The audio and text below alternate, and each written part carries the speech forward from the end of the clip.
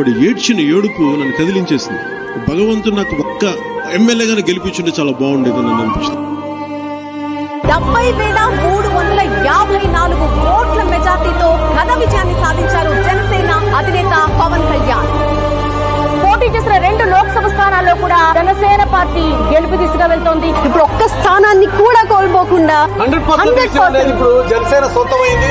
నేను చెప్పాను మొన్న, ఈసారి 21 స్థానాలకి పరిమితం అయిపోయినా గానీ మొన్నదాకా 98% స్ట్రైకింగ్ రేట్ అని చెప్పాను. ఇప్పుడు 100% కొట్టాలి.